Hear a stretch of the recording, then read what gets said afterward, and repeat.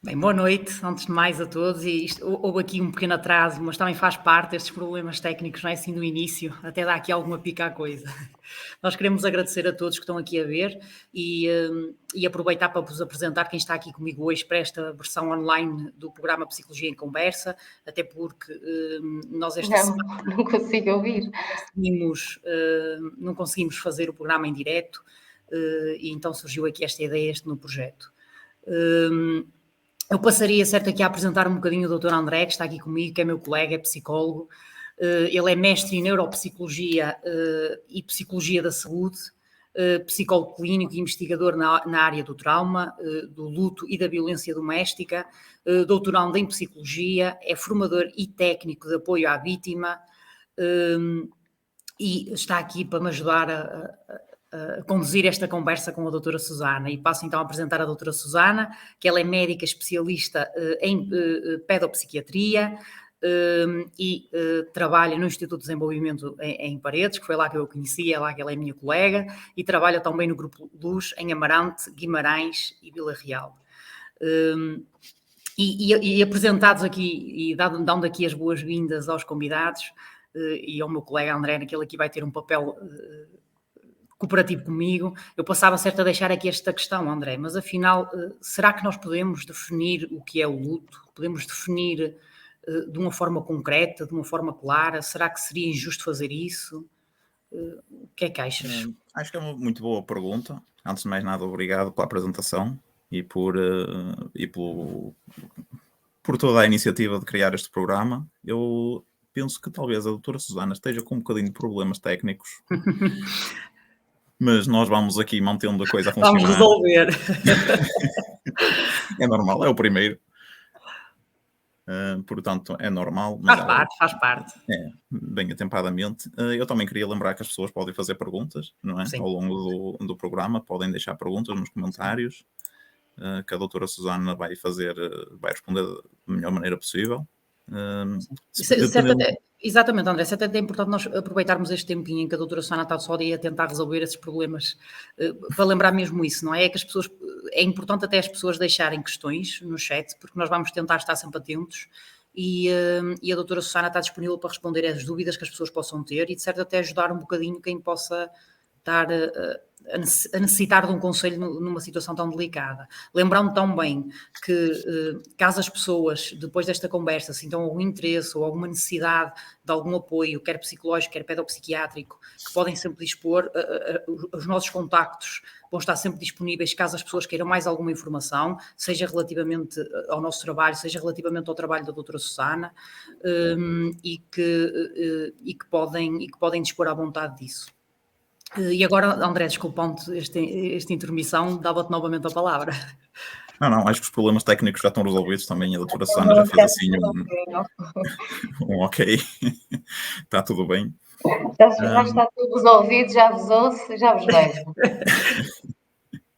Ok, também agradecer à doutora Susana por estar aqui e respondendo à pergunta, é assim, o luto é uma coisa difícil de definir, não é? Porque é uma coisa que depende muito da cultura em que estamos inseridos, da religião em que estamos inseridos. Portanto, há diversas formas de responder e de reagir ao luto, mas o que sabemos é que é um comportamento ligado à morte de alguém ou uma perda, por exemplo, de uma relação, de um animal, de uma capacidade, e que as pessoas apresentam várias reações a essa perda. É normal haver um período em que as pessoas se sentem pior, têm mais dificuldade em pensar noutra coisa que não seja a perda, e a partir daí desenvolvem-se toda uma série de sintomas que podem ser patológicos ou não. Mas para isso, e falando aqui mais cientificamente, eu passava a palavra aqui à doutora Susana, que certamente saberá dizer assim mais próximo da medicina e não tanto da psicologia. Eu concordo inteiramente com o que o Dr. André estava a dizer, não é? É a reação à perda de algo ou de alguém que nos é querido ou que é importante. É um processo. Eu gosto de definir o luto, acho que faz sentido definirmos como um processo que nos permite recordar do que perdemos com carinho, em vez de ser com uma dor intensa. E é o processo que nos vai permitir esta transição na memória do que deixamos de ter. E há lutos que todos os lutos são únicos, todos nós vamos vivenciar lutos ao longo da nossa vida. Eu digo muitas vezes na consulta, quando estou numa consulta em que está a decorrer um luto, que mal é aquela pessoa que vive sem passar por um luto, não é? Porque quer dizer que não viveu muito tempo. E há tantos lutos quanto pessoas e quantas relações, porque a mesma pessoa em diferentes fases da vida vai vivenciar os diferentes lutos de forma totalmente diferente, não há uma definição universal. Sim, e às vezes até nem só de pessoas, não é, doutora Susana? Às vezes situações, por exemplo, como agora, não é? Estão a viver, por exemplo, na Ucrânia, não é? Da perda de uma vida, de uma casa, de um sentido, não é? Sim, os lutos, há lutos que até são normativos, são normais e que é suposto uma pessoa viver. Por exemplo, na adolescência é suposto haver um luto do corpo infantil, do papel que se tinha na infância, dos pais que eram ideais, que passam a ser pessoas como todos os outros, com defeitos e com virtudes. E esses lutos são normais de serem vividos e fazem parte de um desenvolvimento normal. Todos nós vamos passar por diversos lutos, quer em termos de emprego, em termos de escola, de separação de amigos, mas também, pronto, aquela definição mais comum e que nós associamos mais ao luto, que é da morte de alguém que nos é querido, ou que era importante, ou que tinha um papel importante na nossa vida. E quando associamos, doutora Susana, estas situações de luto a situações mais depressivas ou situações emocionalmente muito instáveis? Sim, que sintomas é que as pessoas sentem? Quais são as emoções mais normativas, aquelas que são menos normais de acontecerem? Como é que isso se processa? O luto está associado a um conjunto quer de reações físicas, da tristeza, das dificuldades mesmo das dificuldades da alimentação, mas também a reações mais cognitivas, de pensamento, de descrença, de tristeza, de zanga, de raiva, de sentimentos negativos que também existem na depressão.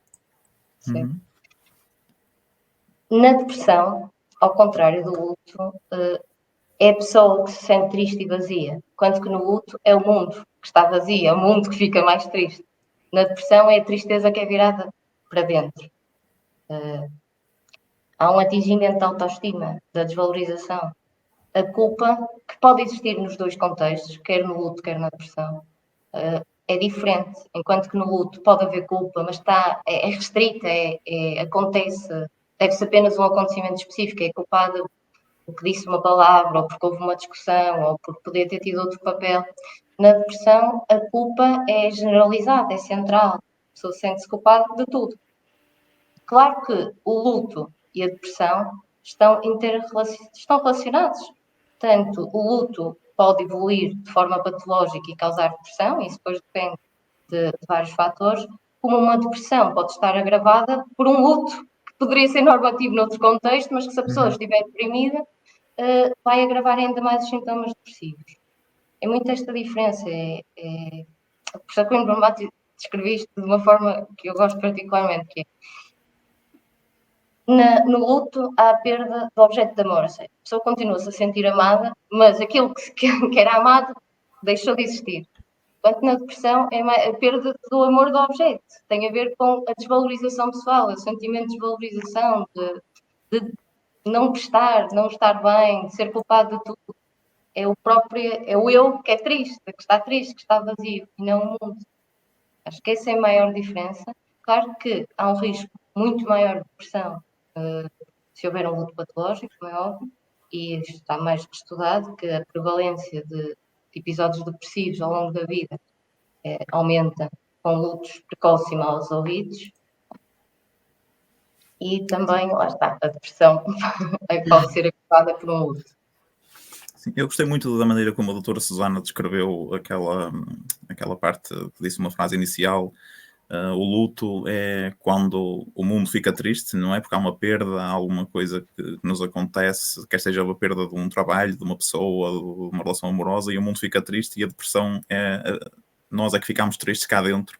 Não é? O mundo está na sua normalidade, nós é que vemos tudo como sendo mais triste e mais difícil. Como estava a dizer há bocado também, a doutora Susana disse que há várias coisas que vão influenciar o luto, fazer com que ele seja normativo ou não, a depressão, a depressão influencia o luto influencia a depressão, e eu agora também lançava aqui a questão de que quais são os fatores que influenciam o luto. Porque é que os nossos lutos são diferentes? Primeiro, Sim. depende logo de quem é que morreu, não é? Quem é a pessoa, qual é o papel dela na nossa vida, qual é a relação que nós tínhamos, que pensamentos qual é o passado dessa relação, qual é o presente e quais eram as perspectivas que nós tínhamos para o futuro dessa relação com a pessoa que se perde. Também depende da forma como a morte acontece.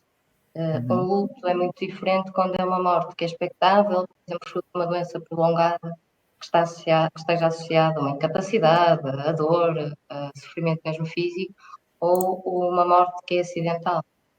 Mas uma questão, as mortes por suicídio estão habitualmente mais relacionadas a lutos patológicos. É mais difícil fazer um luto quando a morte é por suicídio, da mesma forma que os lutos ambíguos, quando não há o corpo, quando há um acidente, não se descobre, não há o corpo, não é? Há uma morte, supõe-se que há uma morte, mas a verdade é que não se tem contacto com a realidade dessa perda, dessa morte. Vai depender da proximidade com que a morte aconteceu. Se é uma ou são várias, estou a falar, por exemplo, dos acidentes, é muito diferente. É muito perder um ou perder vários, certo? Sim. Também se poderia ser prevenida, principalmente se a pessoa que está a passar por esse luto poderia ter um papel nessa prevenção. Isso é um fator de risco para um patológico. Ou se a pessoa sente e pensa e acredita que poderia ter um papel para prevenir aquela morte. É importante. Depois depende da própria pessoa, já não é da própria pessoa, da idade, sabemos que o luto é diferente ao longo da vida, se é mulher ou homem, as mulheres são tendencialmente reagem mais com expressão emocional, os homens mais pela resolução de problemas, por isso no luto patológico que tenta fazer, ou no luto complicado, não necessariamente patológico, quando está a haver dificuldades em fazer um luto, o que se deve fazer é o inverso, não é? Ajudar quem tem mais dificuldade em resolver problemas, ajudá-lo nisso, e quem tem mais dificuldade na expressão emocional, ajudá-lo nessa questão. Trabalho de equipa. Sim. Também qual era a forma ao longo da vida que a pessoa tinha de resolver problemas? Se os evitava, se lidava com eles externalizando a zanga, a raiva, as emoções todas, se procurava ajuda na rede social, na família, nos amigos. Vai depender de fatores como a cultura, como estava a dizer muito bem há bocado, da religiosidade, das crenças que a pessoa tem da vida após a morte, da existência ou não, do que acredita, também do que é expectável consoante o grupo social e cultural em que se insere. Nós temos cá culturas em que é expectável que haja um luto prolongado, ou noutras talvez não seja. Sim, isso é muito giro pegar nessa parte e nessas questões culturais, doutora Susana, porque se é importante, por exemplo, todos estes rituais, não é, que existem nas culturas para se ultrapassar o luto de uma forma mais tranquila, vamos dizer, se é que podemos dizer assim. Por outro lado, também podemos perceber a outra parte, que é, muitas vezes, os direitos que são dados à pessoa que passa por um luto, são, porque era impossível também, provavelmente, ser de outra forma, são um bocadinho desajustados com o que a pessoa está a sofrer. Posso dar um exemplo. Pode morrer uma pessoa em que a doutora Susana tem uma ligação imensa, é muito próxima de si, é uma confidente sua, no entanto, não há nenhum grau de parentesco consigo. E a forma como vai ser tratada, neste caso a doutora Susana, nessa situação de luto, acaba por se tornar injusta a nível social, não é? Sim. Por um lado, lá está, em termos sociais há uma rigidez, não é? Quase todos os lutos por este determinado grau de parentesco têm direito a estes dias, quando não têm em consideração todas as outras questões. E isso também fez-me lembrar assim outra questão interessante, que são aquilo que se chama os lutos desautorizados, ou seja, lutos de relações que possam não ser consideradas relações na sociedade, e até há uns tempos atrás, por exemplo, a perda gestacional, não é? Um aborto estava incluído nisso, que não havia um período para a pessoa poder se adaptar a essa perda, mas também há outras perdas de relações não socialmente aceitas. O exemplo clássico que é dado nestes lutos é a luto da amante, em que é difícil fazer o luto, não é? Mas que nas crianças, por exemplo, se pode transpor para outras situações. O luto de alguém, algum familiar que é visto na família como alguém não aceitável, mas que para a criança era importante e, portanto, ela quer fazer um luto, mas também não pode expressar. E há um exemplo interessante, doutora Sónia, e eu até introduzia porquê? Porque há aqui uma questão que é muito gira e que vai em encontro disso, que é, muitas vezes os lutos também não são permitidos, não é, de se fazer, bloqueando o choro, por exemplo, não permitindo que a pessoa se isole por alguns momentos quando a pessoa precisa disso, e muitas vezes também passa pelo excesso de medicação, não é? Que a pessoa acaba por ficar meio dopada na altura em que deveria estar a passar por todo este sofrimento que o luto traz. E qual era a questão que foi-nos aqui colocada pela Márcia Bernardo, que é o seguinte: no caso de pessoas que tomam algum tipo de medicação, por exemplo, ansiolíticos, quando da perda de alguém, isso pode ter implicações no processo de luto? Pode. Primeiro, o facto de já existir uma patologia prévia que implique tratamento farmacológico, medicação, já é por si só um mediador de luto, já vai alterar a forma como a pessoa vivencia o luto. Se essa pessoa está a fazer ansiolíticos por alguma razão, se calhar a forma como a vai vivenciar e vai ultrapassar já está também mais fragilizada. Por outro lado, uma etapa essencial no luto é mesmo a de processar a dor da perda. E é importante a pessoa fazê-lo e ter espaço para o fazer e expressar e aceitar esta dor e todos os outros, a zanga, a raiva, até às vezes algum alívio que faz com que as pessoas se sintam culpadas, alguns sentimentos que culturalmente poderiam não ser tão bem aceitos, e este processamento emocional é essencial. Isso implica muitos sentimentos, mas também dificuldades de sono. Então, têm um espaço e têm uma função e têm um papel e é para serem feitas. E mesmo há alguns ansiolíticos em específico que podem alterar a formação da memória e, portanto, a forma como aquele acontecimento é integrado cerebralmente é alterado. Sim, sem dúvida, sem dúvida. Sim, à cabeça bem. Isso é interessante, doutora Sandra, desculpa aqui só a intermissão, porque acho que podemos relacionar aqui outra questão. Eu como estou aqui no domínio das questões, acabo por interromper um bocadinho. É que temos aqui uma pergunta que é da Lucina Silva, que ela diz-nos o seguinte: o luto é muito complicado, o que fazer para tornar o processo mais leve? Um conselho, por favor. E eu acho que isso era um dos conselhos, não era? Talvez um dos principais, não é? É vivê-lo. É aceitar, não não há é? uma resposta científica. Pois não, é verdade. E é algo tão pessoal e tão único que seria um luto complicado para uns, poderia não ser para outros, e depende também da experiência e da forma como aquela pessoa vivia aquela relação e que expectativas é que tinha e como é que se vai ajustar a essa perda. Sim, isso faz-me lembrar até do... Desculpa. Não, diz. Interromper. Isso faz-me lembrar até das tarefas do Word, não é? Que estão ali definidas como determinadas tarefas que nós temos que ultrapassar. Não sei se a doutora Susana quer explicar um bocadinho, mas precisamente a primeira é aceitar a perda, não é? Sim, é aceitar a perda, é termos consciência que aquilo aconteceu, que é algo que vai mudar, que vai ser uma mudança. Isso é essencial. Depois, a tarefa síntese é processar a dor, que era exatamente isto que estávamos a falar. Tem a ver com aceitar todos estes sentimentos. E às vezes é mais difícil que o que pode parecer, assim, à primeira vista. Até às vezes é aceitar que não se tenha aquele sentimento que era expectável. Exatamente.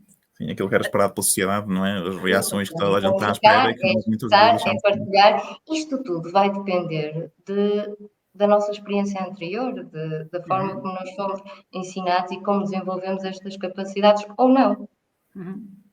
Depois, a tarefa seguinte, eu gosto particularmente da expressão de tarefas porque envolve esta classificação por tarefas, porque envolve alguma proatividade. A pessoa não está sentada à espera que lhe passem as várias fases do luto. A pessoa faz coisas. Não é só o tempo que cura, é o que a pessoa faz com esse tempo. E exige trabalho pessoal.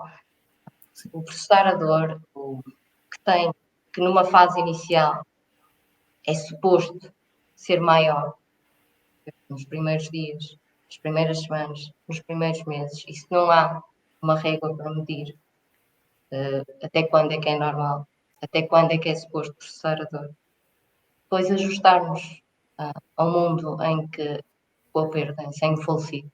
E este ajustamento é vários níveis. Por um lado, é um ajustamento interno, o que é que vai mudar em mim, enquanto pessoa, nas minhas características, o viver isto.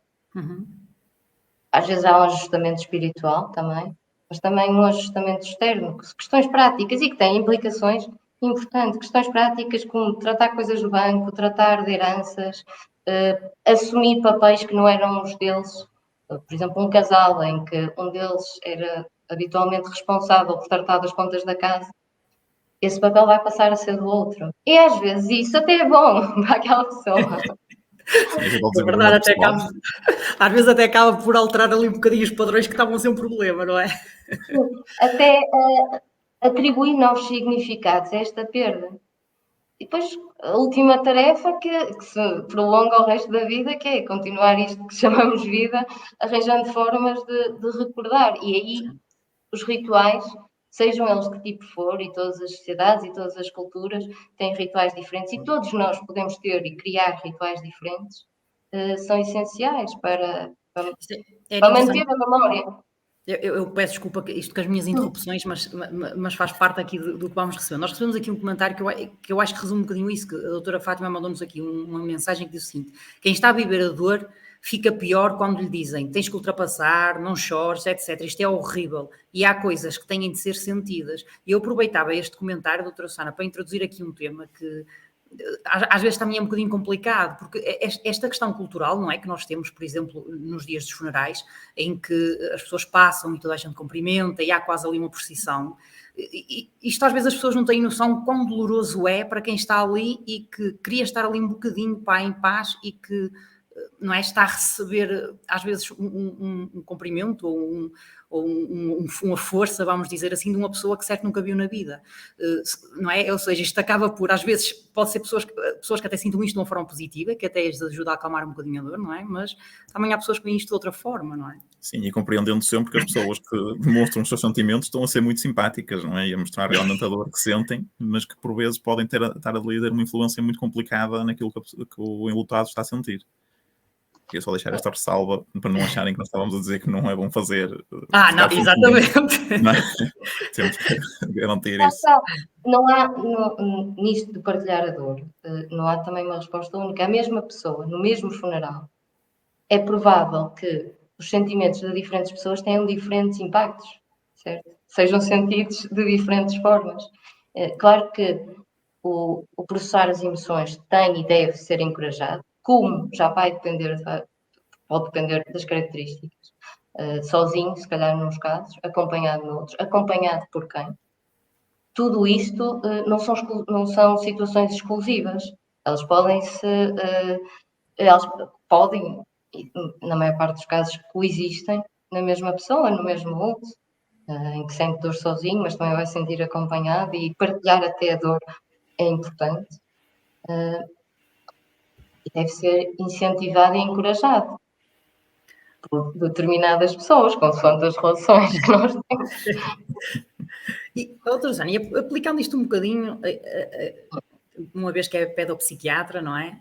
E aqui a palavra ped é importante, aplicando isto um bocadinho às crianças, porque muitas vezes quando estes lutos acontecem, nós adultos temos muito mais dificuldade em passar esta informação, por exemplo, a informação de uma morte, ou saber se levamos ou não uma criança a um funeral, e todas estas indicações que os pais chegam com dúvidas, muitas vezes aos nossos consultórios, e a doutora Susana sabe disso, e que às vezes é um bocadinho difícil fazer ver os pais que é importante também de ser dada essa liberdade à criança, não é? Porque já se isso às vezes acontece com um adulto, não é? Imagine-se agora com uma criança que é muito mais fácil de bloquear a liberdade dela, não é? Com as crianças, o que nós temos sempre que perceber é que as crianças experimentam e vivem lutos desde que nascem. O luto está descrito nos bebés. O bebê, quando perde um cuidador, vai passar por diferentes fases, que é mesmo isso, é uma reação à perda. E o importante que é, não é? E o importante que é. Sim. E depois temos que considerar que ao longo do desenvolvimento, a forma de pensar sobre o mundo e sobre ele próprio e sobre os outros vai variando ao longo do desenvolvimento afetivo e emocional. E, portanto, consoante a idade da criança, a forma como é explicado e como é preparado tem que ser necessariamente diferente. Nem as crianças nem os adolescentes são pequenos adultos. Eles não percebem o mundo como nós. Assim, bom, de uma forma simplista. Os bebés na primeira infância, assim, até os 2 anos, antes, sentem muito a perda do cuidador, do afeto. E, portanto, tem que ser salvaguardado que há outras relações que estão ali a cuidar e a dar afeto, que é essencial. E as rotinas dão-nos segurança a todos, em todas as idades, mas principalmente aos mais novos. As rotinas devem ser mantidas o mais normal possível. Na idade pré-escolar, assim, antes de entrarem para a escola, no infantário, na idade em que estão no infantário, o pensamento das crianças é um pensamento mágico, é um pensamento muito autocentrado, egocentrado. O sol nasce para aquela criança, não é para todos. Pois o facto de todos nós estarmos iluminados por o sol é um bónus, porque o sol nasce para ela e, portanto, os lutos nestas idades há um risco muito grande de serem vividos com uma culpa. O avô faleceu, a avó faleceu porque eu portei-me mal. E acreditarem nisso, porque eu não fui bom, porque eu não tirei boas notas, e é essencial tranquilizá-los e explicar-lhes que não foi por isso. Mesmo que eles às vezes não o verbalizem. Sim. Estão Porque às ali a vezes uma pensar, parte mas não desse ficam. processo, Não é? às vezes Eles uma não parte desse processo é inconsciente, não é? E é muito importante. Depois usar sempre uma linguagem adequada ao desenvolvimento da criança. Assim, um exemplo que me lembro é uma criança ficar muito assustada porque quando lhe foi dito o corpo acho que era do avô está ali, ficou muito assustada porque se está ali o corpo, onde é que está a cabeça? Percebem? Nós adultos não associamos, nem sequer pensamos, não é? Porque já é uma expressão que para nós é normal, mas para a criança foi a primeira vez. Exatamente. Isso acontece muito, doutora Sónia, quando se usa aquelas formas meias mágicas de explicar a morte e que depois a criança acaba por fazer ali uma confusão, não é? E viver um bocadinho numa fantasia que acaba por ser ainda mais prejudicial do que o que seria ela encarar o luto na realidade que ele é, não é? E no que ele realmente é, que é uma morte. E é essencial não mentir. Não precisamos de contar toda a verdade, não é? Ninguém vai explicar cancros e metástases a uma criança, por exemplo, mas explicar que é uma ferida diferente daquela que ela tem. Não vamos utilizar expressões que depois também utilizamos com eles. Não vamos dizer que está a dormir, porque dormimos todos e depois causa medo. E pode criar ali uma fobia, não é? Em dormir. Mas é importante explicarmos com linguagem que as crianças percebam que não tem dor, mas que não brinca, que não come, que não dorme, mesmo coisas concretas, o que é isto de morrer? E isto é difícil para todos nós. É verdade. E até mais, doutora Sara, muitas vezes quando são processos de luto, ou seja, o luto já começa a ser feito antes, não é? Porque a pessoa já está a ficar num estado muito complicado e que muitas vezes às crianças diz sempre que está bem, vai passar, não sei o quê, está bem, depois chega a hora, morre e então passou do está bem para o de repente morreu. E às vezes é muito melhor que se vá também deixando que a criança veja um pouco que as coisas estão um bocadinho pior, não é? De uma forma controlada, obviamente, e adequada à idade da criança, do que tornar uma morte que já era prevista numa morte repentina, não é? Sim, e trabalhar gradualmente é importantíssimo explicar. Muitas vezes as crianças até percebem que as pessoas estão mal e o que as preocupa é estar com dores. Mais do que garantir que as coisas vão ficar bem, porque isso ninguém vai garantir e muitas vezes nós estamos... Quando é dito que vai ficar bem, já se sabe que não vai ficar bem, que não vai voltar ao que é. É garantir-lhe que não tem dor, que apesar de não estar, por exemplo, se não estiver consciente, ok, não está consciente, mas está no nosso coração e no nosso pensamento. E a mesma coisa acontece quando morrem. As pessoas morrem fisicamente, mas ficam sempre no nosso coração e no nosso pensamento. Sem dúvida. E aí ficam. E depois também consoante a idade explicar de outra forma, por exemplo, na idade pré-escolar, nós descrevemos como pequenos cientistas, a relação causa e efeito é muito importante e gostam de perguntas objetivas e concretas, e para que é que serve esta máquina? E para que é que, e agora vai para o caixão e o caixão é feito de quê? E depois, e vai descer quanto? E o que é que há lá? É difícil também, muitas vezes, para os adultos, que estão eles próprios a passar por um luto, e o luto dos cuidadores é um dos fatores mais importantes para o luto das crianças, o luto dos pais, por exemplo, ou do pai que sobrevive quando é a morte de um dos pais, é dos fatores mais importantes que tem implicação se aquele luto vai ser bem resolvido ou patológico. Mas é importante que estas pessoas expliquem, que se tenha paciência e mesmo, já aconteceu até, pedir aos médicos que estão a cuidar para explicar o que é que se está a passar, o que é, uma linguagem acessível. É uma ferida, mas é uma ferida que só acontece a pessoas muito, muito, muito velhinhas, por exemplo. Senão, não vamos dizer que é uma ferida, porque feridas temos todos. E depois a criança vê uma ferida num amigo e fica assustada que vai acontecer a mesma coisa. É muito... Depende da idade. Depois, na adolescência, temos as outras questões próprias da adolescência.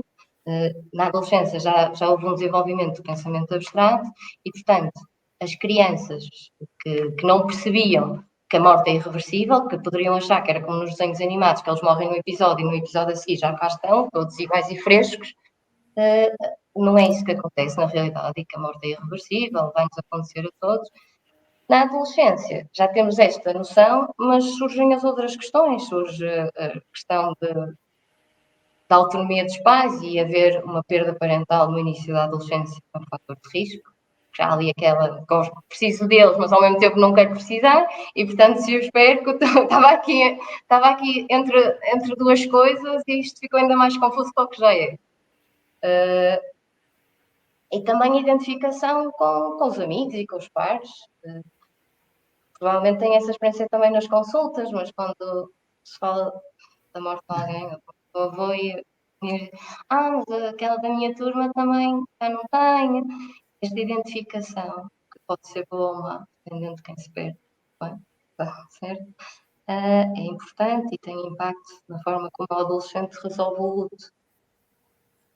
Agora que estamos a falar da adolescência também, eu aproveito para inserir aqui um tema um bocadinho polémico, que é a parte dos funerais, não é? Se a criança deve ir, se não deve, se o adolescente deve ir, se não deve, e também para introduzir aqui a pergunta da Lucinda Silva, que nos diz o seguinte: eu tenho 2 filhos, um desde pequeno vai sempre a funerais, a minha filha tem 17 anos e não consegue ir. Agora pegando aqui na parte da adolescência em específico, não é? Eu sempre cumpro a vontade dela, estarei certa ou não? Eu acho que sim. É essa normalmente a sugestão que eu pessoa, mais do que qualquer outra pessoa, a criança e o adolescente é quem sabe melhor a relação que tinha com o falecido, é quem conhece melhor. Eu aconselho a ser cumprida o desejo da criança, sendo que da criança e do adolescente, sendo que indo ao funeral, aconselho também habitualmente que vão acompanhados por alguém que não seja tão próximo do falecido, mas que seja próximo à criança ou ao adolescente, para estar disponível em termos emocionais para lhe dar apoio e até para sair se houver necessidade, mas não estar ali a viver um luto seu também. Alguém da família ou dos amigos, um adulto, quem a criança se sinta bem, possa acompanhar ou até ajudar a lidar. E é muito... sim. Outra questão também, de serem protegidas de algumas situações que podem acontecer nos funerais, de expressões ou de reações emocionais muito, muito, muito intensas todos temos, mas demasiado. Também poderá não ser o mais adequado. Mas eu sugiro sempre, e um dos meus conselhos é se a pessoa quer, criança ou adolescente quer, acho que é importante que vá, porque isso ajuda logo na primeira tarefa, é aceitar a realidade da perda. É ver, para não fantasiar, que se calhar não morreu mesmo, não, está ali. Sim, exatamente. É importante deixar a criança ter o seu processo também, mas sempre com uma sensação de segurança que lhe permita sentir-se bem e que tenha apoio por parte da família e que não está tudo focado na perda, não é? Daí a importância de ter alguém que talvez não esteja tão ligada ao falecido, mas que esteja lá mais para apoiar a criança até. Sim. E até transmitir isto, André, não querendo interrompendo, é importante os pais perceberem bem isto, ou seja, que às vezes o quererem retirar a criança para a criança não sofrer, acaba por lhe trazer um sofrimento muito maior do que o que ela poderia passar. A maior parte, sim, a maior parte das vezes é com o melhor das intenções, eu não tenho dúvidas, é para proteger, e mesmo às vezes algumas mentiras que são ditas, foi viajar, ou não, são ditas para evitar que a criança sofra, mas a verdade é que a médio e longo prazo vai haver um sofrimento, porque vai haver a perda e para além da perda há a mentira também. Exatamente. Portanto, há ali uma dualidade, não é? Do sentimento de perda e também da mentira que ainda vem agravar toda a situação. Porque é que me mentiste? Porque é que não me disseste a verdade? Não é? Se a criança sente-se enganada e cria ali toda uma série de problemas. Já que estamos aqui a falar de dor também emocional, eu lançava aqui também o comentário e pergunta da Anabela Silva, que diz que eu sinto muita tristeza em mim, mesmo com medicação sinto dor. Como por exemplo nas alturas em que atravessa algum luto, diz que já perdeu muitos familiares e não se sentia tanto assim como sente agora hoje em dia. Eu acho que aqui este comentário está-se a referir, a Anabela está a dizer basicamente que se sente mais sensível com o luto e com estas situações à medida que os anos vão passando, mesmo agora que está a tomar a medicação. Há algum tipo de explicação para isto? Não falando do caso da Anabela em concreto, uma vez que não conheço, Sim. não vou. Sim, exatamente. No Vou geral. opinar o caso em específico. Acho que havendo dor, uma dor intensa, uma dor emocional, uma dor virada para dentro, e vendo até já para trás um acompanhamento médico, que está a tomar medicação, aconselho sempre, quanto mais cedo, havendo um agravamento, se tentar melhorar, melhor.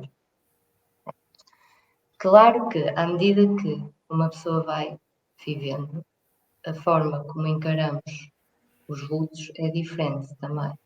E depois também vai depender, imagino eu, dos lutos que se vai experienciando. Uma coisa é quando somos mais pequenos, vivemos lutos de pessoas muito mais velhas, à medida que se envelhece, a idade, a diferença de idades vai se encurtando. Isso também, viver um luto implica sempre nós termos noção e lidarmos com a nossa morte, com a nossa própria mortalidade. Isso pode causa muitas vezes angústia. E saber gerir isso também é importante. Sim, exatamente. Sim. Eu Em aproveitava. relação ao caso da Anabela, se houver uma dor, uma dor intensa, vai sempre procurar ajuda profissional. Sim. Eu aproveitar porque nós infelizmente estamos a chegar perto do fim, não é? Nós abrimos, no entanto, aqui, se ainda houver mais alguma questão, eu penso que a doutora Susana está disposta a responder, mas de certo pedíamos-lhe aqui um bocadinho assim, uma síntese final, o que é que a doutora Susana podia dizer a quem nos está a ouvir, que dicas é que podia dar, que conselhos podia dar, apesar de que já acabou por dar muitos ao longo de toda esta conversa, não é? Todos nós vamos experienciar lutos ao longo da nossa vida. É suposto processarmos a dor, ajustarmos ao mundo, continuarmos a viver e a reconstruirmos. A vida não anda para trás, a vida vai-se reconstruindo, vai sendo diferente com estas várias perdas que vamos vivendo. Quando a dor é demasiado intensa, muito prolongada, ou às vezes até adiada, não sente logo, sente-se mais tarde. Quando é exagerada para aquela pessoa, até poderia não ser no outro, mas para mim eu sei que não é assim que eu normalmente reajo. Quando há sintomas físicos, não há tanto até psicológicos, há muitos sintomas físicos durante muito tempo. Isto do tempo, as classificações diagnósticas podem dar ali um intervalo, cada pessoa é diferente, não, mas um ano, começamos 6 meses, começamos a preocupar. Podemos nos preocupar muito antes, como é óbvio. Quando há aquilo que nós chamamos uma disrupção de identidade, em que a pessoa parece que já não é a mesma. Não, o cerne da nossa identidade, do que somos, do que estamos, do que fazemos, parece que está completamente virado do avesso. Quando há uma dificuldade em se desfazer ou em separar-se dos pertences, das memórias, em que a memória não é trabalhada, se mantém exatamente da mesma forma. Quando há, em vez de uma dor emocional muito intensa, ao contrário, parece que está anestesiado durante muito tempo, aconselho a procurarem ajuda profissional, nem que seja para ajudar num luto complicado, para não se tornar patológico, para não haver um risco ainda maior de outra patologia, de depressão, de ansiedade. Sim, deixar aqui este apelo realmente a que as pessoas procurem ajuda, se for esse o caso, né? Muitas vezes nem é preciso, não é por estarmos de acharmos que o luto nos está ali a provocar incapacidades na nossa vida, não é? Às vezes só falar com alguém, mesmo que seja para prevenir, já ajuda muito, ou nem que seja só para desabafar, não é? E ajuda a ultrapassar este processo com mais facilidade e a sentirmos melhor mais rapidamente e a melhorar o nosso bem-estar. A organizar ideias, a dar Sim. um significado positivo àquela perda. Exatamente. Neste momento, acho que também não temos mais perguntas. Sim, não é? eu penso que não também. Estava aqui a confirmar. Nós temos aqui muitos comentários, mas perguntas penso que não temos nenhuma. Mas Sim. eu acho que isto foi uma ótima conversa, foi bastante esclarecedor, como sempre, não é? A doutora Susana também já esteve comigo na rádio e infelizmente nós tivemos um problema, não é, doutora Susana, com a gravação, mas quem viu, exatamente, mas quem viu em direto percebeu que é mesmo esta a forma da doutora Susana comunicar. E daí nós gostarmos muito dela, ela estar aqui e ser a primeira convidada aqui deste online. Obrigada. E eu relembrava a todos que a nossa ideia é continuar com esta versão do programa online, com outros convidados, com outras conversas interessantes e trazermos aqui alguns temas que podem estar muito relacionados com a vida de todos nós. E relembrar que os contactos do Psicologia em Conversa estão sempre disponíveis. Podem mandar mensagem através do Facebook da página, do Instagram da página, do e-mail, que é psicologiaemconversa@gmail.com. Tanto queiram saber informações sobre o programa, informações sobre os técnicos que nós vamos tendo aqui, neste caso, informações sobre a doutora Susana, também disponibilizamos. Algumas, obviamente. E resumindo-as mesmo só aos sítios onde trabalha. Pronto, e que pode ser sempre útil e vocês podem sempre procurar esta ajuda. Agradecer a todos. Estivemos aqui bastantes pessoas a ouvir e nós agradecemos muito, várias partilhas, vários likes. E pronto, agradecer a todos vós, aguardar por próximas conversas e que estejamos aqui todos para ter uma conversa interessante. André, não sei se queres acrescentar alguma coisa. Não, é exatamente isso. Agradecer à doutora Susana por ter estado aqui, por ser uma tão boa comunicadora e por ter esclarecido tão bem os espectadores e ouvintes. Nem sei bem como é que eles hei de chamar, não é? As pessoas deixaram umas questões. Uns estão a ver, outros estão a ver e ouvir, outros estão só a ouvir. Exatamente. Também deixar a ressalva que a doutora Susana também deixou de procurar apoio e dizer que qualquer questão que precisem, estamos disponíveis para isso. A doutora Susana também com certeza terá todo o gosto em ajudar as pessoas através do seu contacto profissional e no seu trabalho. E até à próxima, que esperamos que seja em breve. Bom, muito obrigada também e espero que tenham gostado. Foi ótimo, foi ótimo. Muito obrigado. Muito obrigado, doutora Susana. Deus. Com licença.